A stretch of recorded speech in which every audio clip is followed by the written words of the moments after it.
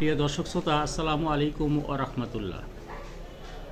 প্রিয় বন্ধুরা, আমি প্রায় আপনাদেরকে বিভিন্ন কেস উপস্থাপনের মাধ্যমে ম্যাজিক কিউর অফ হোমিওপ্যাথি উপস্থাপন করার জন্য চেষ্টা করেছি। অনেক সময় আপনাদের মনে সন্দেহ জাগে যে এই সকল দুরারোগ্য রোগ হঠাৎ করে অল্প সময়ের মধ্যে কীভাবে দুরারোগ্য রোগ আরোগ্য হয়, সেটা নিয়ে অনেকে সন্দেহ পোষণ করেন। আমি আজকে আমার সম্মুখে যাকে দেখতে পাচ্ছেন, তিনি আমজাদ হোসেন। ওনার বাড়ি রাজশাহীর বাগমারায়।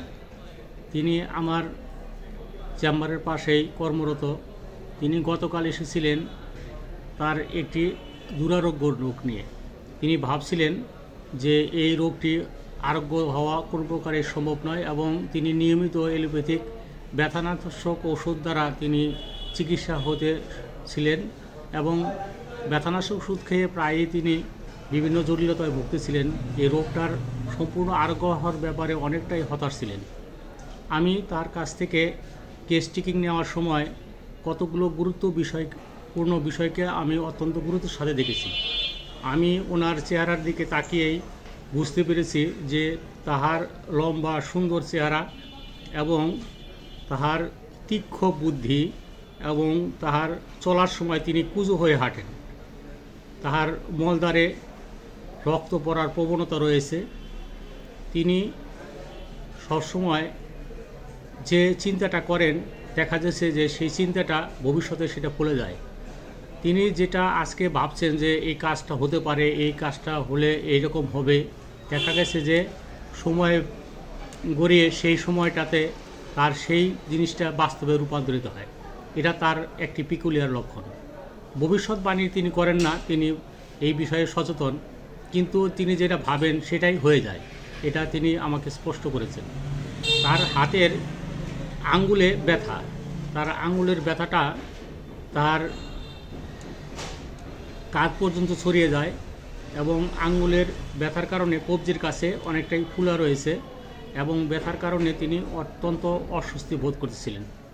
জি আঙ্কেল, আপনার সমস্যাগুলো কী জন্য আমার কাছে এসেছিলেন একটু বলবেন? আমি হলো ওই অ্যান্টিবায়োটিক খাচ্ছি মোটামুটি 4 মাস থেকে। 4 মাসে মোটামুটি 6000 টাকার মতো ওষুধ খাচ্ছি। খাইয়া 5 ঘন্টা ভালো থাকি, তারপরে আবার জেকেছি। কালকে আপনার কাছে বলার পর থেকে আপনি ওষুধ দিলেন, আমার ডিটেলস সব কিছু জানার পর এই ওষুধ খাচ্ছি। এখানে 1 ডোজ, বাসাতে আজকে খাচ্ছি 3 ডোজ। মোটামুটি আমার এই হাতের লাগা, আমি তো 3 কেজি ওজনের আমার লাঠি, তাকে আমি জায়গায় আমি 10 ধাপ যেতে পারি না হাতে। এখন আমার ডিউটি না করলে তো আমার চলার মতো গতি নাই, তাই আমার ডিউটি করা যাচ্ছে অনেক কষ্ট করে। তো এই এত দূরত্ব হোমিও চিকিৎসা যে এত দূরত্ব চলে, আমার জীবনের বয়স, আমার 55 বছর বয়স, আমার জীবনের প্রথম আমি এটাই পানু যে এই এত দূরগতিতে যে হোমিও চিকিৎসা আছে দেশে, আমার জানা ছিল না। আমার জীবনের প্রথম আমার বেশি প্রকৃতপক্ষে 12 আনা আরাম হয়ে গেছে। এখন বাদ নাকি আল্লাহ কি করবে, যেভাবে হোক, তবে আমার বেটিটা আরাম হয়ে গেছে এতে 24 ঘন্টার ভিতর।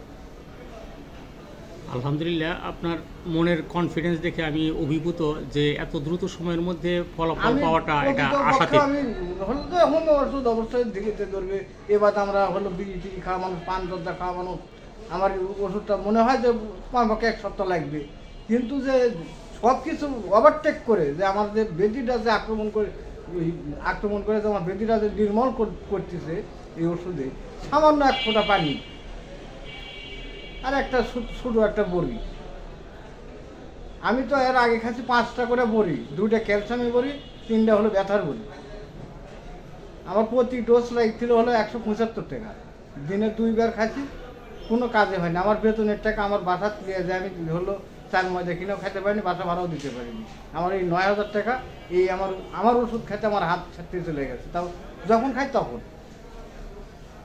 আর যে হোমিও ওষুধে এই সামান্য টাকার চিকিৎসাতে 300-200 টাকার সে আমাকে সাহায্য করছে, সাহায্যটা আলাদা হিসাব, কিন্তু প্রকৃত তার ওষুধের দাম 300। কিন্তু আমার সে লিক আর না লিক, কিন্তু হলো আমি কালকে আপনার কাছ থেকে কত টাকা নিয়েছিলাম? আমার থেকে দিয়েছেন আপনি 100 টাকা, কিন্তু ওষুধের দাম যেটাই হোক কিন্তু ওর চেয়ে বেশি, কিন্তু আমাকে দয়া করে ওষুধ ছাড় দিয়েছেন, সেটাই হলো আলাদা ব্যাপার।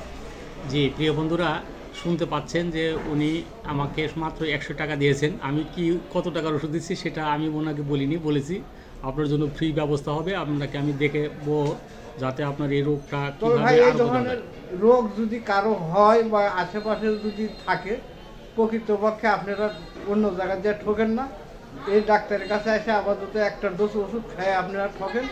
যদি না ছাড়ে সেটা আল্লাহ আল্লাহ আল্লাহ ছাড়া না মানে, কিন্তু সঠিক চিকিৎসা পাবেন, সঠিক জায়গাতে আসবেন।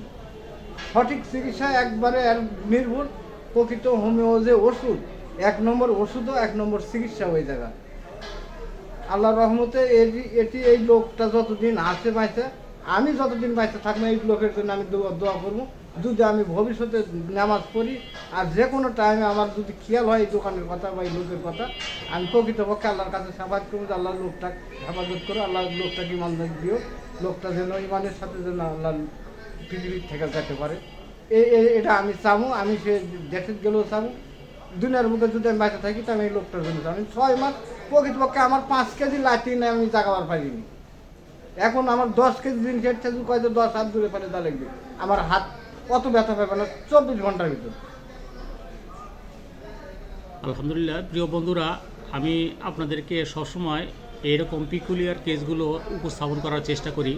আপনারা আমার এই রোগীর বর্ণনা এবং তার চেহারা, তার কথা বলার ধরন তা দেখেই বুঝতে পারছেন ইনির একটি ফসফরাসের রোগী। এই রোগের কি নাম সেটি আমি লক্ষ্য করিনি। তাহার যে অবয়ব, তার যে বুদ্ধির চিন্তার যে তীক্ষ্ণতা, তাহার আচরণ এবং তার রক্তক্ষরণের প্রবণতা, এই সব মিলিয়েই তাকে আমি ফসফরাস দিয়েছিলাম 200। মাত্র 2 ডোজ খেয়েছেন। ইনশাল্লাহ তার বাকি অসুখগুলো, তার অন্যান্য রোগগুলো তার এই ওষুধেই কভার করবে আমি আশা করছি।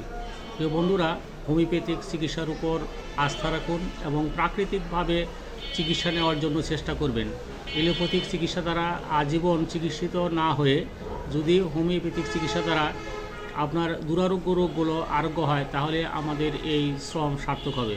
সকলের জন্য শুভকামনা। আসসালামু আলাইকুম ওয়া রাহমাতুল্লাহ।